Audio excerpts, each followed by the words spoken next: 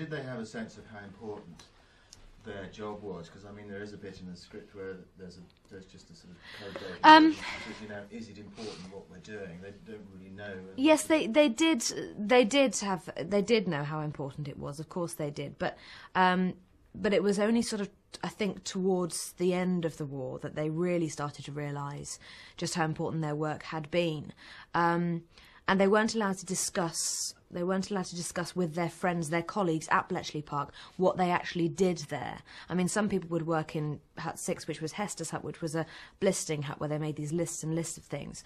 Or if someone worked in Hut 8, they were an actual code breaker. Now, Hester wouldn't have actually known that. She wouldn't have known what really went on in Hut 8. Hut 3, which is where Claire worked, Saffron Burrows' character, that was a totally different hut entirely. They would write things into what was called the German book. But again, Hester wouldn't have known that. So...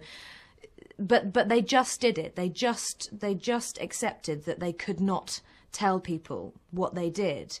And some of these survivors that we met now, only sort of 5 or 6 years ago, did they actually start telling their husbands or their children what they'd done during the war. It was so sort of ingrained in them that they couldn't tell anyone, that for years and years afterwards they still didn't.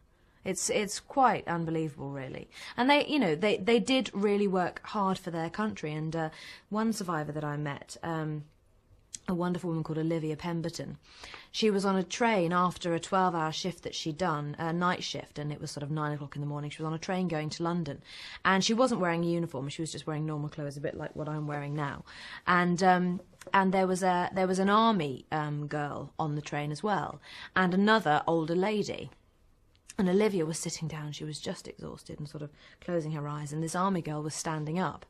And this other passenger, this older lady, said to her, give that woman your seat, the woman with the uniform. Give the uniformed woman her seat. She's actually doing something for the war, not like you." And Olivia had just done a 12-hour shift at Bletchley Park, poring over these codes, and she couldn't say anything. And she had to stand all the way to London after having done a 12-hour shift at Bletchley. Amazing. Absolutely amazing.